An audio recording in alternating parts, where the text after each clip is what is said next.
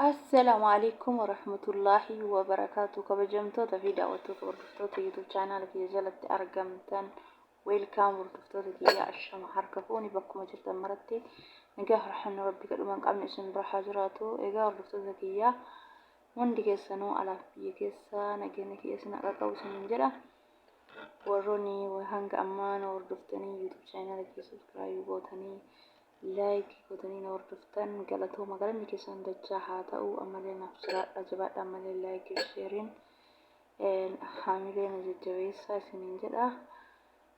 Egaa hordoftoota kee warroonni YouTube channel kanaaf haaraa taatan akkuma viidiyoo seentanii daawwattaniin welcome isiniin jedhee YouTube channel kan subscribe godhaa laayik sheer godhaa maatii naaf ta'a isiniin jedha. Egaa hordoftoota kiyya ar'eewwan isin qabadhee dhufe akkuma beekamu samoona kana viidiyoo wantoota mana keenya keessatti uumamaan argamu wantoota fuula keenya dibatan akka fuula keenya faayidaa nu qabu fayyummaa fuula keenya nu miine yeroo hedduu viidiyoo dalageetiin hin jira. Ammallee akkuma sana viidiyoon kiyyaa kaarallee wanta fuula keenya dibannuudha jijjiirree wanta fuula keenya faayidaa nu qabu isin qabadhee dhufe. Egaa hordoftoota kiyyaa inni kun maal jechuun keessanii nafu akkuma beekamu faalziinii yeroo hedduu ni fayyadamna. Dirqama faalziiniin yeroo hirribaaf deemnu fuula keenya dibachuun harka luka keenya dibachuun yoomuu dirqama barbaachisaadha qaama keenya akkasuma. Egaa loomilleen gahee guddaa qaba. Akkuma faalziiniin faayidaa fuula keenyaaf nu qabu san loomillee yoo itti dabaleetiin hin dibanne walitti faayidaa hedduu nuuf qaba jechuudha. Fuula keenyaaf faayidaa guddaa nu qaba jijjiirreetiin wanta nu fayyadu mana keenya keessatti uumamaan wanta qaama keenya wanta miidhu miti kun beekamaadha. Namni hedduu faalziinii namni ittiin fayyadamne hin jiru. Akkuma san loomillee itti dabaltaniitiin faalziinii wajjin walitti dabaltaniitiin yoo dibattan fuula keenyaaf faayidaa guddaa qaba jijjiirree wantoota mana keenya keessatti uumamaan argamu wanta nu miidhu tokko hin jiru. Meekaappii garaagaraa akkuma isin yeroo hedduu viidiyoo keerra hin dubbadha. Meekaappii kireemii faarmaasii fuula naadiimessaa madaatii yookaan shifniina narraa balleessaa jettanii warroonni fayyadamtan ittiin fayyadamina.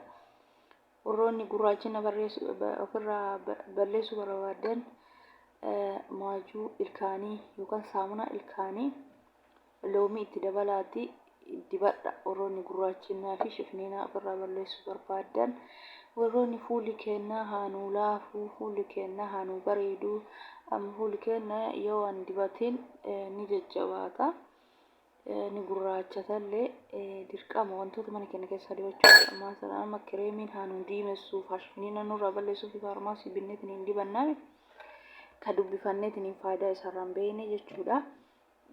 Faayidaan isaa qaama keenya nu miidhaaf amma suuraa yeroo ilaalu suuraan fuula diimessaa shifniina balleessaa jedhaniitiin akka achirratti walaxxafamee waan jiruuf yoo achi ilaalu akkasuma fuula nu bareechuu seenaa ni binnaa ni dibannaa hundi keenya laallee agarreetiin hin jiru wanta faarmaasii ta'e hundayyuu kan mataa dheeressaa kun fuula diimessaa kun fuula bareechaa ka jedhan kana hundayyuu ani mataa kiyya itti fayyadamee arge alhamdulillah uumama rabbiitiin fuulli kiyya rabbiin nama hundayyuu fayyaa haa kennu kun ni'ima rabbiiti alhamdulillah galata rabbii.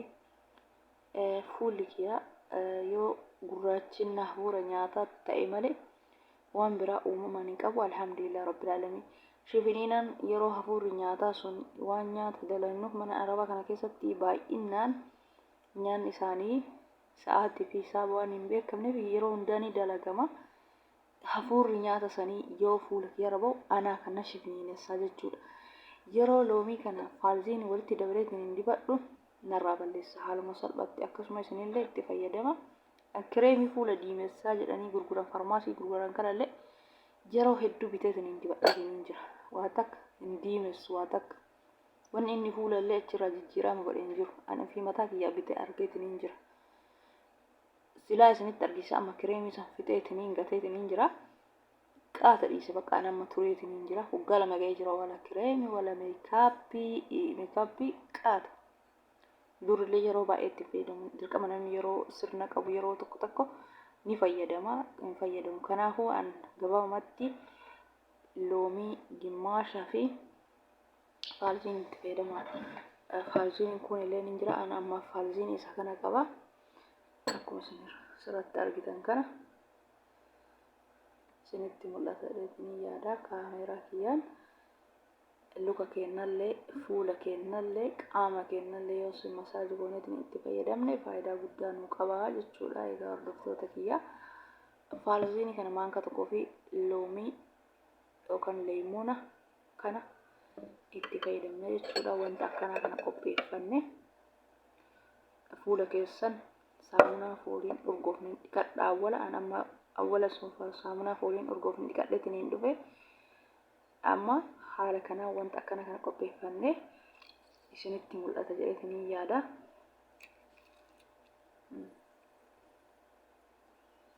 Loomii gimmaasha kuno isinitti mul'ata jedheetiin yaada. Loomii gimmaasha cuunfannaa wanta akkana kanatti jechuudha. Vaaliziinii wanta fuula keenyaaf yeroo maraa fayyadamnu vaaliziinii maankaa tokko itti dabalaa jechuudha. Egaa fuula keenya saamunaa fooliin urgoofne yeroo maraa yoo dhiqattan irra filatamaadha. Fuula keenya haala ajaa'ibaa kana lallaafise. Waaw maashaallah tabaarakallah isin jechisiisa jechuudha. Fuuli keessan akka nama meekaappii dibatee akka ajaa'ibaa kanatti lallaafeetini bareeda jechuudha. Ani maaliif yeroo hunda itti fayyadamaa jechuudha. Amma hanga YouTube channel banadhe kana bakka maaliif namoonni akka kiyyaa yeroo dura kireemii garagaraa faarmaasii irraa bitan ni jirani. Itti fayyadaman jedhanii viidiyoo hojjechuu jalqabe. Egaa hordoftoota kiyyaa asumaan irraa fayyadamaa guyyaa sadii yookaan torbee itti fayyadama. Akkuma isinitti toletti yoo isinitti tole guyyaan daqiiqaa 30 yookaan daqiiqaa 25 ofirra tursiistanii ofirraa dhiqattanii jechuudha. Bishaan awwala saamunaan dhiqattanii egaa saniin booda immoo bishaaniin ofirraa dhiqattanii jechuudha. Egaa hordoftoota kiyyaa baay'ee faayidaa guddaa qaba. Kireemii suuqii barbaaduu hin deemina. Ammallee viidiyoo kiyya jala seenaa laala. Viidiyoo Halima Orochuu jettanii yoo barreessitan sarchi gootanii YouTube keessatti yoo barreessitan haaluma salphaan isinii ba'a. Viidiyoo samoona kana gadi dhiisee jala wantoota fuula keenya dibatan wantoota mana keessatti uumamaan argamu qaama keenya hin miine qaama keenyaaf faayidaa qabu jechuudha. Maaliif wantoota mana keenya keessatti argamu kana miidhaa isaatiif faayidaa isaa amma ni beekna jechuudha. Dur nun beeknu nyaataaf malee faayidaa fuulaaf inni akka qabu hin beeknu. Amma alhamdulillah barnoonni garagaraa toleetiin jira. Interneetaa fi yeroo keenyatti yoo fayyadamne waa baay'ee irraa barannaa jechuudha. Haaluma salphaan fuula keenya bareechifachuuf akka nama meekaappii dibatee dubartiin kamuu namni kamuu fuula ofii miidheessuu ni fedha. Fuula ofii bareeduu ni fedha. Namoonni fuulli keenya nu haa bareedu, shifniin nurraa haa badu, meekaappiin barbaannu wanta uumamaa mana keenya keessatti itti fayyadamuun nu caalaa namoonni jettan itti fayyadamaatii ilaalaatii viidiyoo keenya subscribe like share godhaa isiniin jedha. Itti fayyadamaa ilaalaa isiniin jedha. Egaa haala kanaan vaaliziinii waliin geenne haala kanaan dibannaa bismillah. Haala kanaan fuula keenya amma jaaba waan qabu booda dibadhaa jechuudha. Amma haala kanaan fuula keenya akkanatti sirriitti itti dibna. Sirriitti itti dibnaa jechuudha. Baada saamunaan dhiqannee goggoifannee dhufnee wanta kana qopheeffannee daqiiqaa 25 ofirra tursiisnee bishaan qulqulluun ni dhiqannaa jechuudha. Egaa hordoftoota kiyya haala kanaan wantoota uumamaa mana keenya keessatti argamu itti fayyadamaa. Viidiyoo kiyya jala seenaa ilaalaa. Viidiyoo wanta fuulaa viidiyoo 4 gadi dhiisee ni jira. Kanaa wajji egaa itti fayyadamaa isiniin jedha. Hanga viidiyoo biraa qabadhee wantoota mana keenya keessatti fuula dibata wantoota nu fayyadu viidiyoo qabadheetiniin yeroo birallee gadi isinii dhiisa inshallah. Isinoo like dhugaa isiniin jedha. Itti fayyadamaa fuula keessan itti fayyadamaa bareechifadhaa. Namni fuula ofii bareechifatu hin barbaanne hin jiru. ganaa meekaap fi kireemii wajjin azaan ta'inaa jechuu isuma kana fayyadama.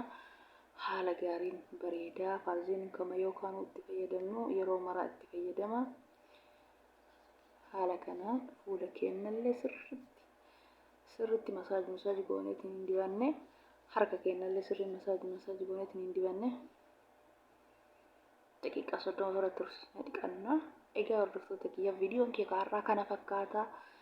Egaa warroonni na hordofaa hanga ammaa turtanii maatii naaf taatan laayik sheer godhaa malee galatoomaa. Warroonni haaraa taatan asuma maatii naaf ta'a itti fayyadamaa isiniin jedha. Of mimmiidhagsaa baalaansii keenya haa eeggannu. Baalaansii keessan eeggadhaa. Yoomuu of bareechaa isiniin jedha. Qaama keessanii daqiiqaa 30 of kennaa. Wajjii arabaa bichaa jalatti fuula keessaniin dulloomsina isiniin jedha. Namoonni biyya garaagaraa hin argitanii ka ilmeen deemee martii waan kana dibatee akka ajaa'ibaatti bareedaa isinillee itti fayyadamaa laala jijjiirama isaan argitanii. Jecha kiyyaa miti isin itti fayyadamaa laala awwala. Yoo itti fayyadamtanii ilaaltan. Assalaamu alaykum warahmatullaahi wabarakaatu. Kabajamtoota fi daawwattoota hordoftoota kiyyaa nagayatti hanga viidiyoo biraatii walitti deebinutti nagaan naa tura.